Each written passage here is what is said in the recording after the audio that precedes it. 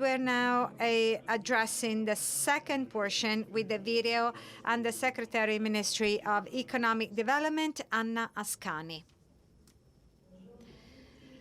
Good morning, everyone, and thank you, Mix, for this kind invite and for allowing me to speak around this very hot topics. Well, your commitment is so important, and it has become central for the government policies.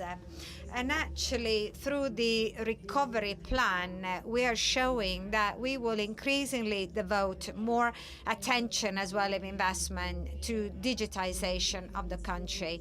I know we all have ambitious goals, and we're even anticipating some European goals that were set at 2030, but we're now anticipating those goals in 2027.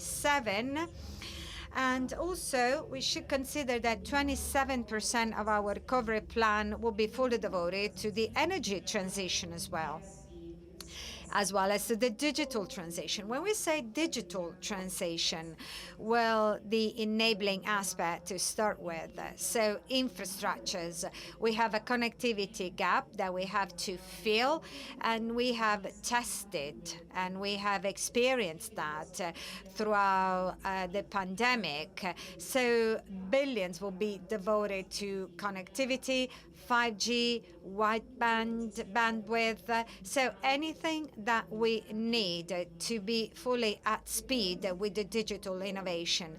And then the very important investment on digitization 4.0. We've done a lot already, but again, we need to further address fundings so that we can really enable change through IoT, artificial intelligence, cloud. Well, artificial intelligence is something that we're strongly working with the Ministry for Digital Transition. And we have recently finalized an Italian strategy for artificial intelligence that will be soon approved by government. This is a great evidence. Yeah, there is way more than funding projects and initiatives, but actually having more of a broad vision for the entire country. So when it comes to the transition 4.0, we want to generate an impact on small and medium-sized company first and foremost, but also impact digital ecosystems. So we want to create a broader conversation amongst all the different players, companies included, so that we may push innovation forward and having, let's say, the right arena so that players can interact effectively all together. So if we want to change the pace and the speed of development and to make digital innovation to happen, we need people. On top of technologies, on top of infrastructures, we need people. And that is the real bet for us. This is what we're really focusing on together with the Ministry of Education, and the research centers, and all of those players involved and engaged in education, because actually skills will be crucial when it comes to digital innovation. Thank you so much for inviting me once again. Thank you so much for your efforts and work again, and hopefully I'll be able to meet you in person soon. Okay, so back to the venue here.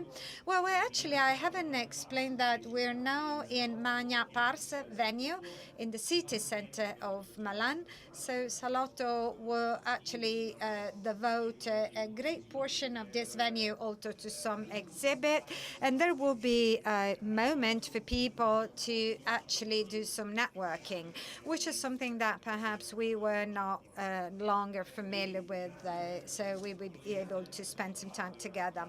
So thank you so much to those of you who are attending second session of the morning.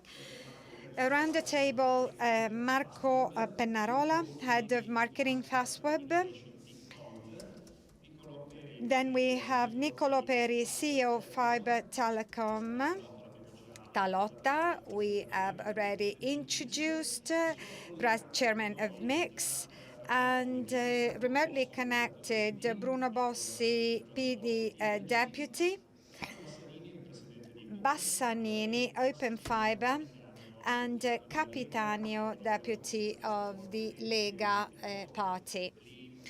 Now, we're going to speak to them in a moment, and I'd love to start with Mr. Pennarola from Fastweb. I'd love to understand together some comments from your side as well. So we have spoken through some macro trends around technology, around infrastructure. What is your view around what's going on right now? Well, good morning, everyone, and thank you so much for inviting me today. I found the previous panel very interesting. Hopefully, we're going to be as interesting in this second session this morning. Well, of course, we're experiencing change. I know we always like to say this, but what we have experienced over the last 18 months and what comes ahead actually is and will be a true revolution. So changes will be perhaps equal to those we have experienced 2 decades ago when the first fiber network was in place or the advent of mobile connection. So we are ahead of discontinued change. Perhaps that is also being accelerated by the healthcare emergency, but COVID has only accelerated, as I believe that we would have still experienced a change nonetheless. So when we say change, is very much broadly speaking. So networks are evolving, and networks are more and more being integrating cloud computing and cyber security altogether. So we have spoken through this convergence for many years now, but what we're actually observing nowadays is a powerful convergence between a landline, mobile, and ICT, and also the 5G soon, which will soon happen. So the great opportunity we're now having in Italy is to accelerate twofold. Infrastructure side, where we're actually doing quite well with respect to Europe. I would say we're quite average, and the ambition in the next 2 to 3 years is to reach out to 80-90% in terms of coverage. So, and the possibility to include the whole of the country in this great revolution. And the other aspect has to do with a cultural shift, a cultural revolution, not just a technology one. And for a cultural change to occur, we will have to invest on skills and competencies. We said what are the skills needed for cybersecurity purposes. We may actually expand this and also include the digital skills. And in this case, we're not average in Europe, and everyone knows that actually we're very much lagging behind when it comes to technology skills. So there's still a lot that we may invest upon on cybersecurity skills, and in Fastweb, we are trying to deliver our contributions so that we may actually go further on this. As I said, we're very much lagging behind if we take the European average numbers. We are doing so through our internal academy. So our Fastweb people are kind of also trying to deliver their contributions so that we may grow on that. We're now being strongly supported by the new cloud paradigm. So as the one is going to be increasingly there, as we want to be able to create a virtual private data center with few clicks, but we want to make sure that those few clicks will be effective and will not generate any problems. So disaster in a click, we should call it, right? Yes, we may. Voltolini from Colt. Colt is an international global player. If we consider the market you're currently patrolling, what are the technology trends also when it comes to investing and disseminating fiber optics? Well, they are not so much different from what is happening in Italy. From an infrastructure standpoint, there's a great deal of investment in fiberco in many different countries. Then operators are out there. Often they are local operators. Well, at times there are also national operators. And countries are now more and more observing fragmentation, which can also be positive, if you will, because you can allow companies to fill the digital divide.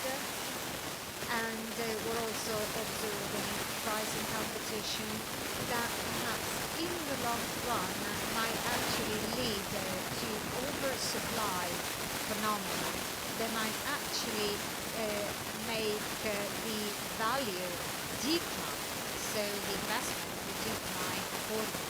So there's a pressure out there. But at the same time, we have a great opportunity of perhaps looking together operators and grouping services so that we make wholesalers and company-wide easier. From an application standpoint, there is a number of technologies nowadays that are actually disconnecting technology from services.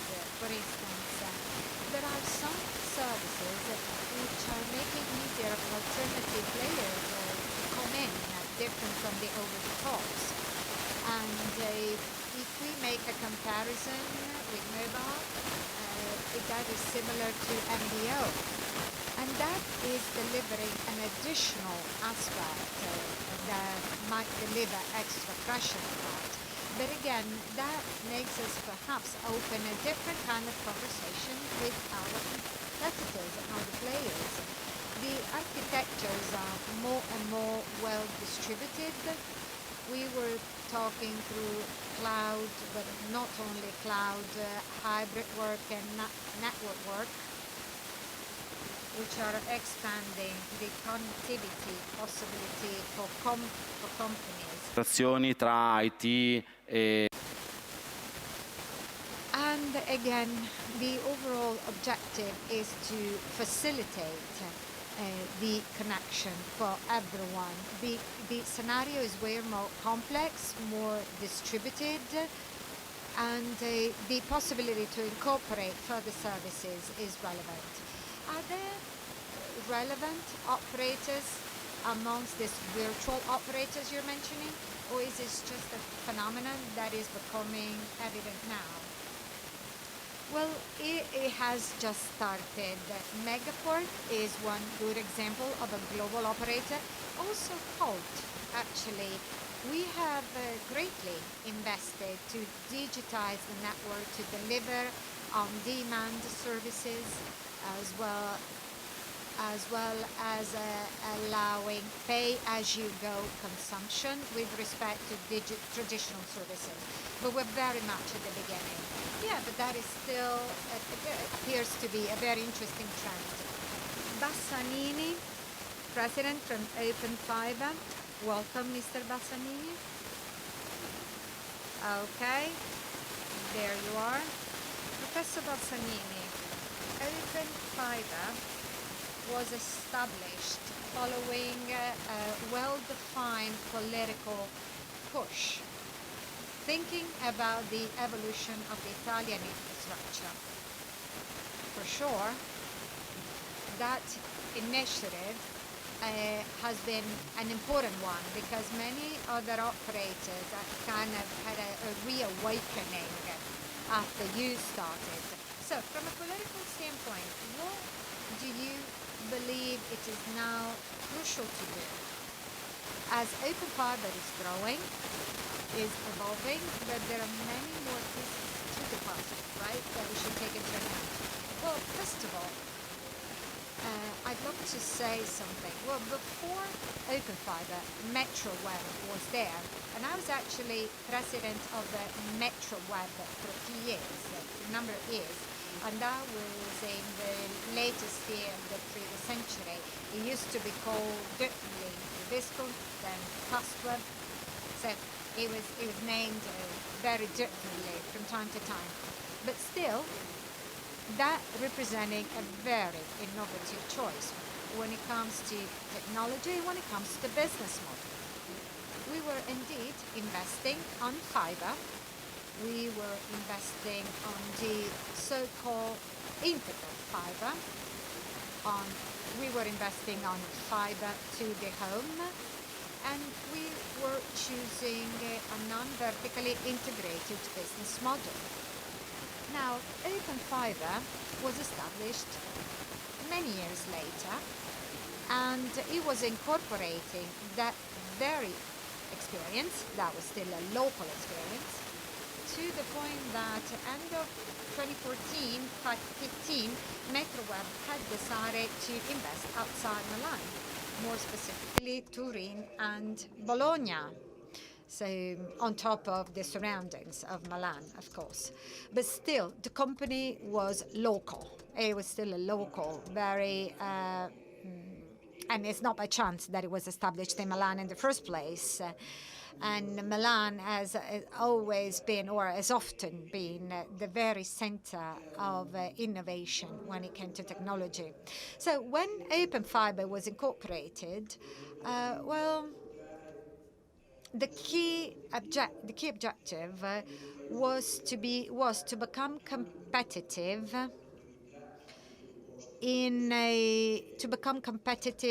Europe-wide when it came to connectivity.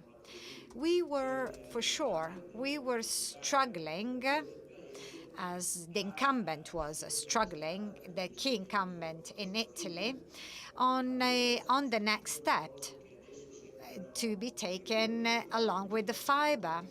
Well, it looks like we're talking through ancient history, but it's only a few years ago.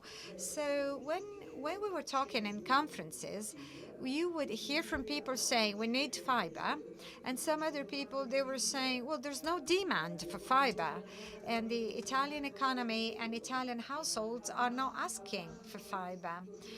Well, best case scenarios, we can deliver fibers to the cabinet. Well, actually, these are debates. They were crucial. They were central in our conferences 4 or 5 years ago. I remember that those were the hot topics in conferences. And some people were saying, we cannot anticipate the demand. Well, actually, offer shall always anticipate demand because it will elicit that in the first place, or it will unveil what is existing already and it hasn't been disclosed yet.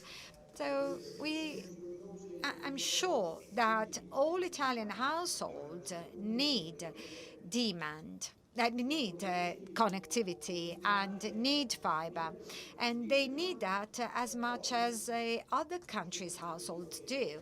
Well, nowadays, no doubts that perhaps thanks to the competitive challenge being taken by open fiber, this is no longer a hot topic around the table.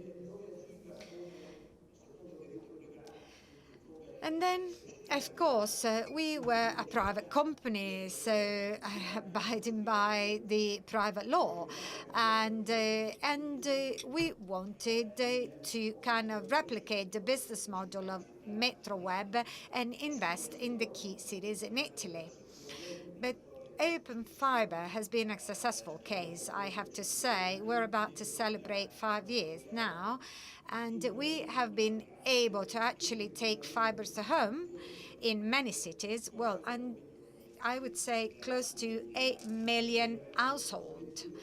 And the objective was to be the objective was something that was very close to it. Bull So there was a public project, the Bull project, and they decided to give public resources through tenders to licensees, and Open Fiber won all of these tenders. And that made the difference between the cities under private law and the white areas under public laws and through licensees. And there were more authorizations and permits to be required, but all of the bureaucracy connected with the tender code and reporting for European funds and so on and so forth. And so what happened is what happened in previous public interventions in this sector. I'm thinking of the Eurosud plan in direct interventions and Infranet, i.e. that in the main, as a result of these procedural and bureaucratic complications, it's been a long drawn-out process. But now we are seeing the landfall, and we're going to hit the target by 2023. And this allows Open Fiber to think of a more ambitious business plan, which is well underway, and this will broaden the scope for the investment of Open Fiber beyond the 20 million units. I share the relative optimism expressed a moment ago on the sector of infrastructures. And also thanks to the PNRR, the objective of a total coverage, 100% coverage by 2026, and I'm telling you, some years ahead of the European target of 2030, this goal can be achieved. According to me, we can make it fairly easily. However, since is the question that I was asked, I believe that the real bottleneck is with respect to human capital, i.e. competencies, and, this is the real bottleneck. And look, not just in terms of digital competencies, meaning special competencies. We don't only lack, how shall I put it, operators of the digital services industry, because the digital competence should involve physicians, nurses,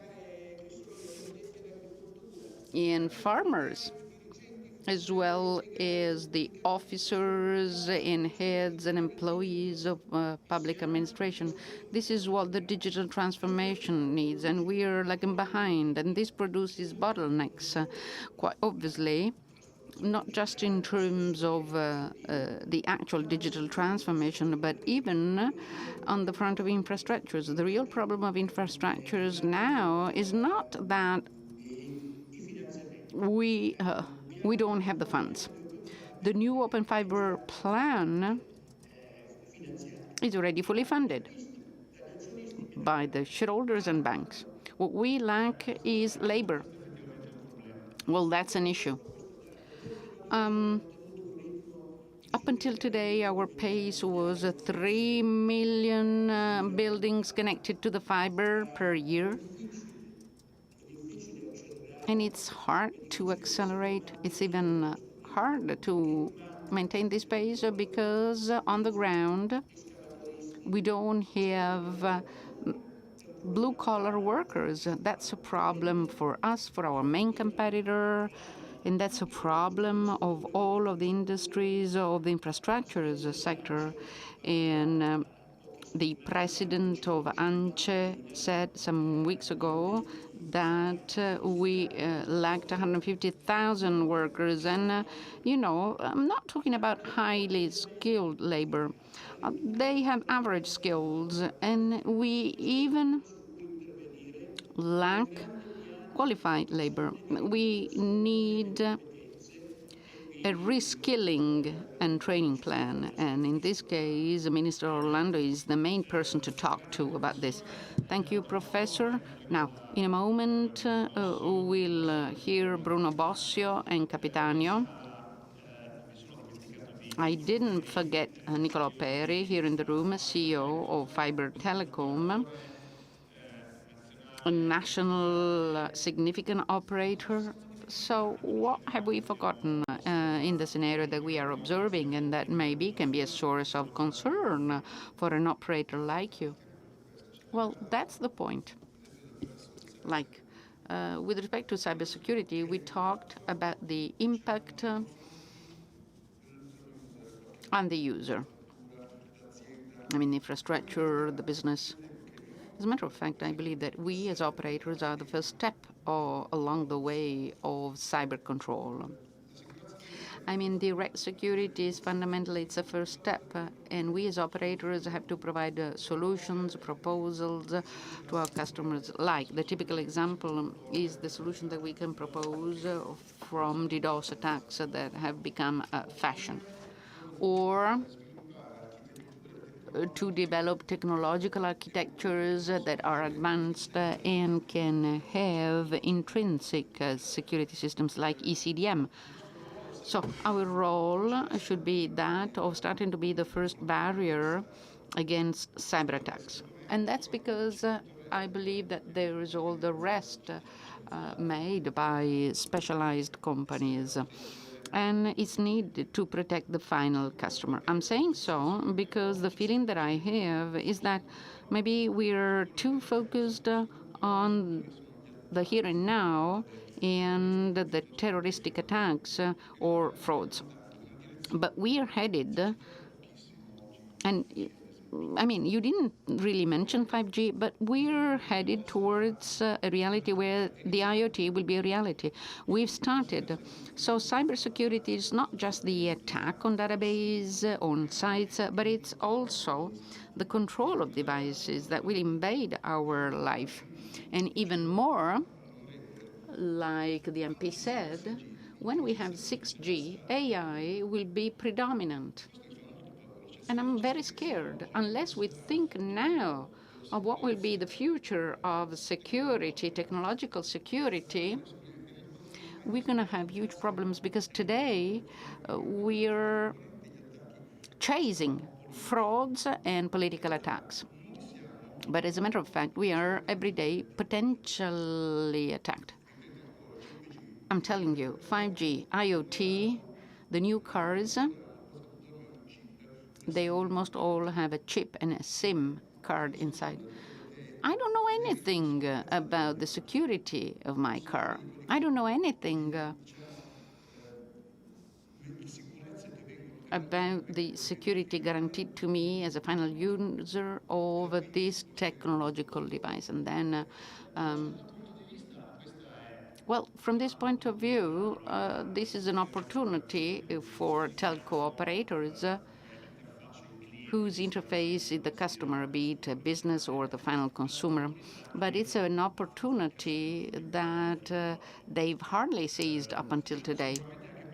For sure, also because of the culture. If I have to pay more for cybersecurity, I may say, no. Yes, exactly. The vaccine is giving us a hand in protecting ourselves from COVID, but we didn't think of this earlier. The vaccine is seen as a patch, a quick fix, but instead we should foresee problems because we're all the object and the subject of a potential attack. Me personally, I'm even more extremist. I'm convinced that every time I have to accept a cookie or when I install an app and they ask me to have access to my computer or telephone, I think this is a first attack, personally.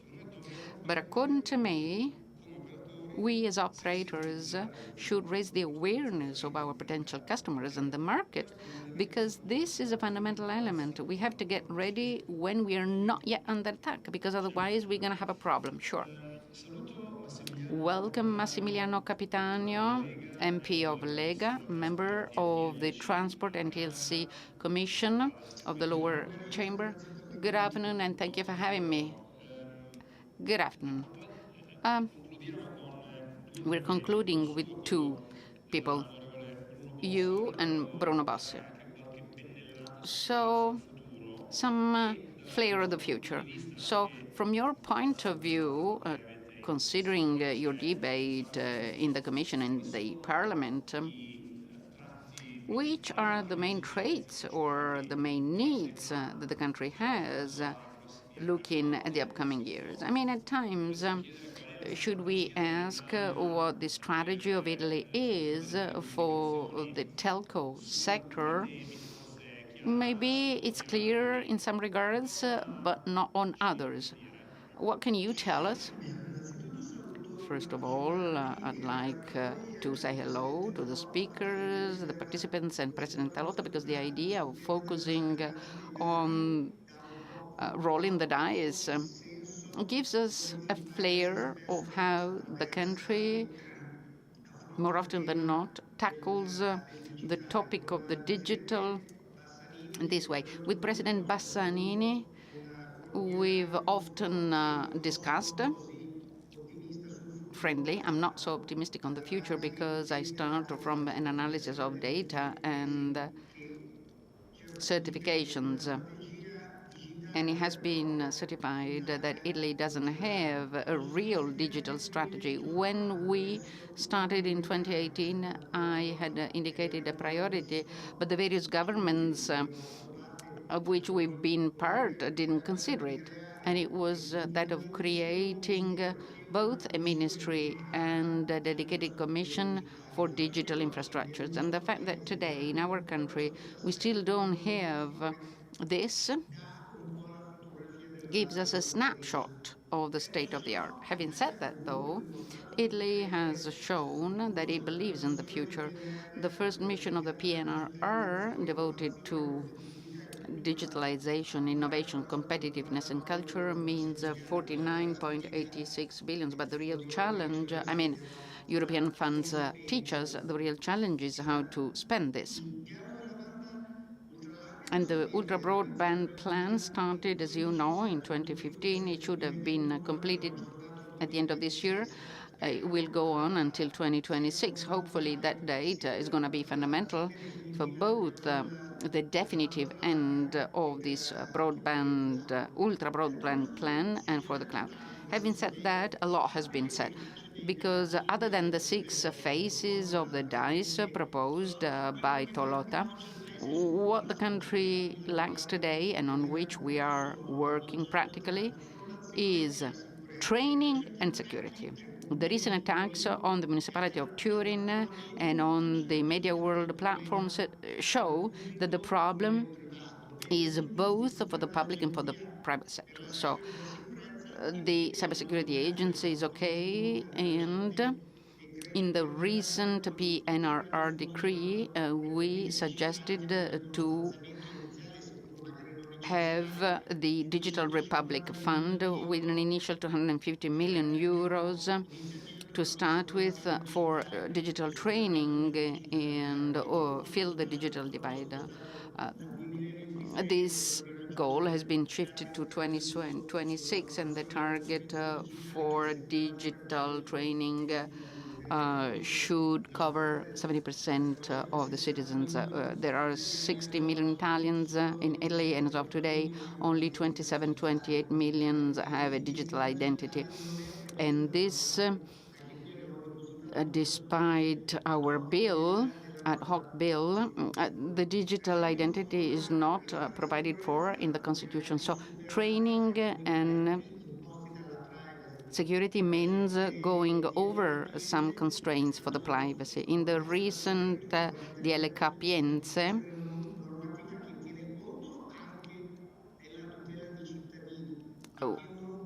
we want to protect citizens, but we don't want to continue to block some simplification processes, including because the guidance from the ministry was meant to simplify privacy, but this dates back to 2015. And the theme of training is fundamental for us, and it should start from the bottom, from the schools and public administration. In these hours, as you know better than me, the report on cloud in financial services has been published, and the lack of competencies on the cloud and the lack of education and culture in our communities was highlighted by 59% of the interviewees. So we want to work. We put this both in the DLPNRR and in the DL on digital training. But security also requires tools. And today the Lega filed with the lower chamber, the Ninth Commission, an interrogation on the process for implementing the T-Alert system.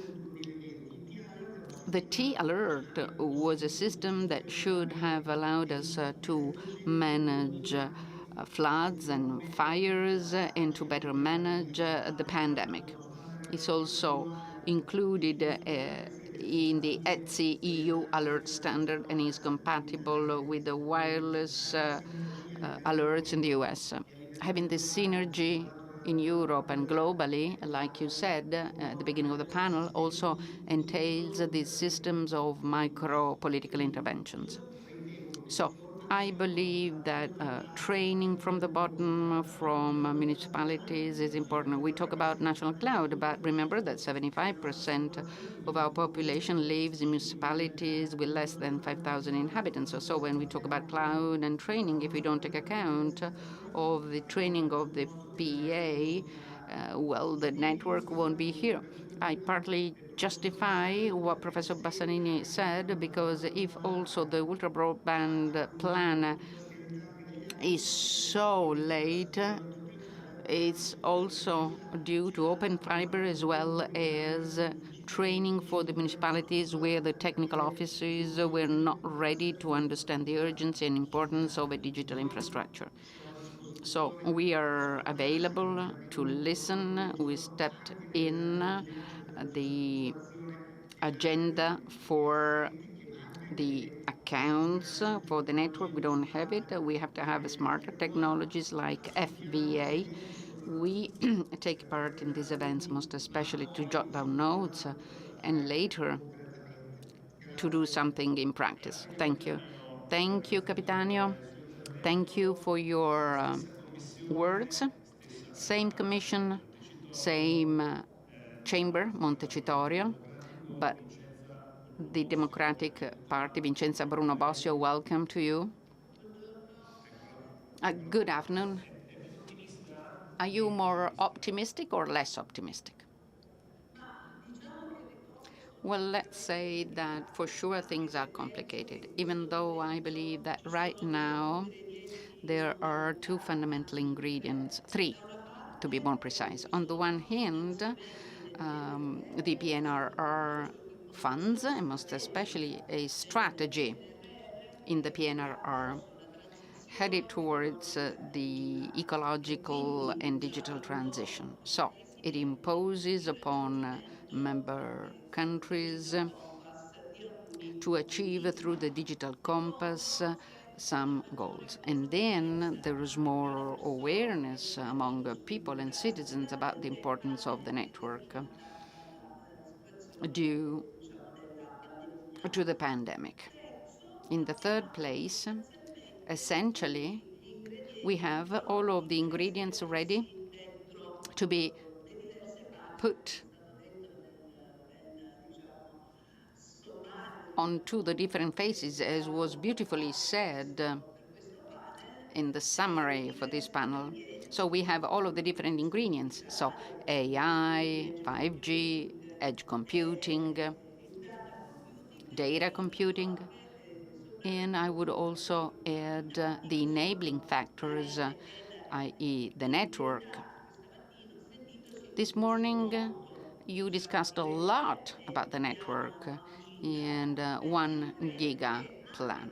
I think that also taking a look at the latest DESI index showing that digital competencies are still an issue, But I must say that in terms of physical infrastructure, Italy is not lagging behind compared to the other European countries. And Italy is lagging behind instead on the front of connectivity. And not just because there's no demand, quite to the contrary.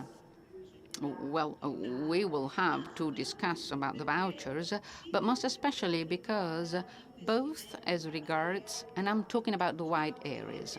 So let's say that we have 8,500 municipalities, 7,000 of which are essentially wide areas. And both before, with investments and funds and tenders won by Telecom, and later on with the tenders won by Open Fiber, while in the Bull Sud project it was clear that we needed to arrive to the cabinet, in the tenders for the wide areas won by Open Fiber, it was necessary to arrive at the building, and the ROE was to be outside the building. Instead, most of this fiber arrives essentially up to 18 to 40 meters from the building. I understand the optimism of Bassanini with respect to the work of Open Fibers and their investment in black areas, but this slows down, and very much so, everything. And I highlighted this to Colau. It slows down the 1 giga plan, because unless we have the fiber in the building, in the homes, we won't have the 1 giga connection. And to arrive at 75% of the population, this fiber to the home, FTTH, should cover the black areas as well as the white areas. So we have to do a lot on that front. And I also met 2 days ago a representative of Open Fiber, and so it would be important for Intratel and Open Fiber to stay more focused on this type of result. And we always talk about the relationships with the municipalities, but as of today, the buildings tested for the Open Fiber Wide Area Plan only amount to 24%. And I'm saying so because since this is a countrywide project, we have to quickly catch up, because otherwise the 1 giga plan will be complicated to do by 2026, and I'll leave it there. Having said that, I believe that the other fundamental elements are cybersecurity. I heard many, including the Lazio region alderman, who said that, and I believe that right now the government is doing what had to be done. The cybersecurity agency is a reality just as much as the national strategic pole, and the cloud-first message for all of the public administrations. I mean, now we have it. We have to make it work quickly so that many issues that we've had in terms of hacker attacks can be limited. And finally, competencies. They are our real Achilles heel.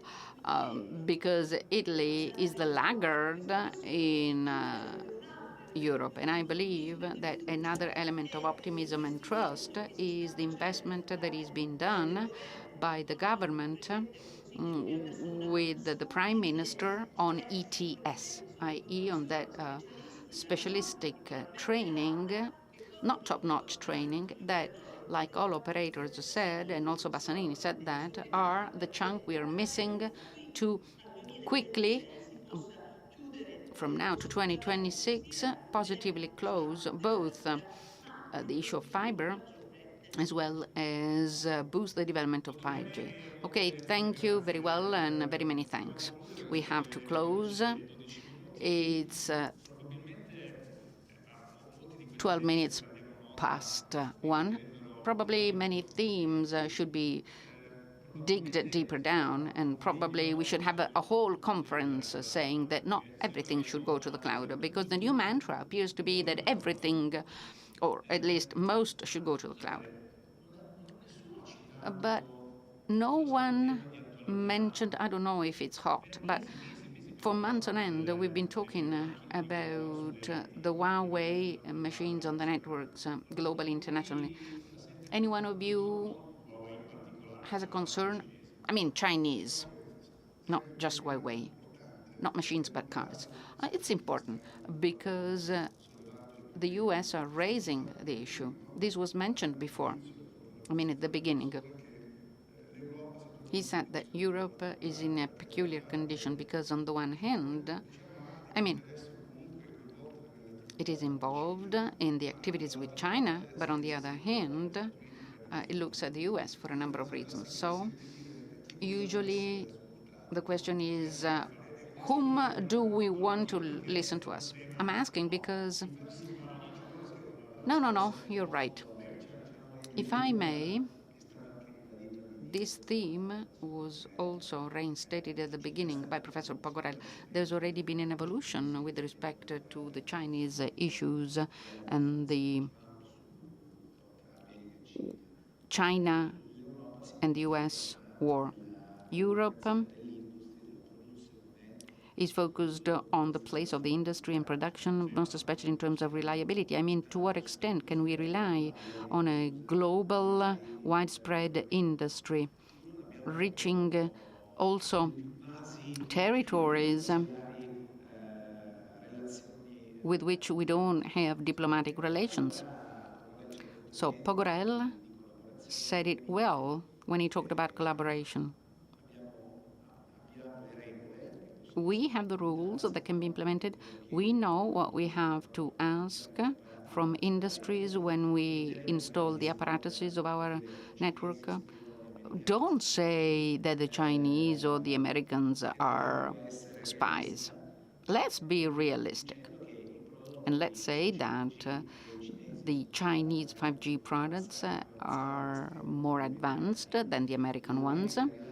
America is lagging behind quite a lot on the development of 5G, and the creation of discontinuity on 5G was necessary so that the Western industry could catch up for 6G. Now, hopefully, we are in sync. This means technology, efficiency. It means installing things in such a way that the income statement has margins and revenues, and this brings us back to the fundamental parameters whereby the CEOs and managers of businesses can be accountable for that. So since it's 1:15 p.m., we should close, including because from 2 p.m. We have new things.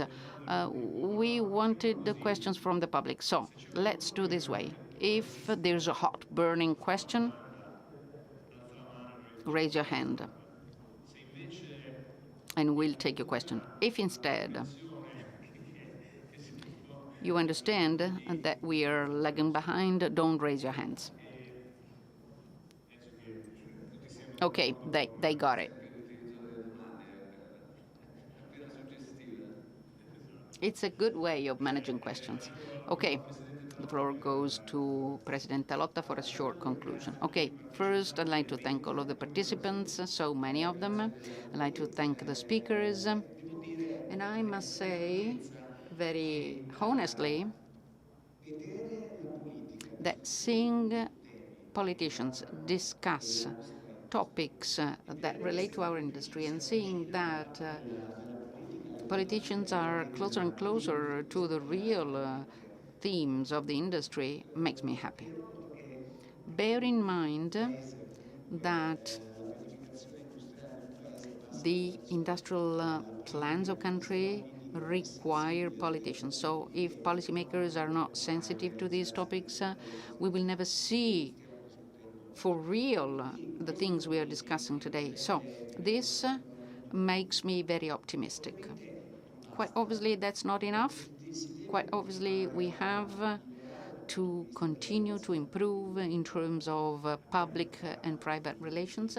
We've learned over the last few years what it means to digitalize the country and allow people to have access to a network in order to be present both at work and in our daily life. So this means that the avenue is the right one. There is just an alert. That is to say, objectively, we're good when it comes to talking about figures and putting money and listing the operating costs, but then we're stuck because the process doesn't work and there's no correct project management activity for the things we do, and this means delays. So I wanted to raise this issue. Quite obviously, then there also are the competencies, and we shouldn't be using the dice only. It's not enough. But processes are fundamental for the country that wants to grow quickly and fill the gap. So, once more, please consider the way how we are working for authorizations for the public administration, and the process is not the most efficient one. Revise the way you declare the timeline, because the timeline comes from a plan that need be managed by project managers. And thirdly, quite obviously, I would be more Anglo-Saxon. I mean, let's work in a way such that we have the utmost coordination, but with clear ideas. Thank you for this morning's session.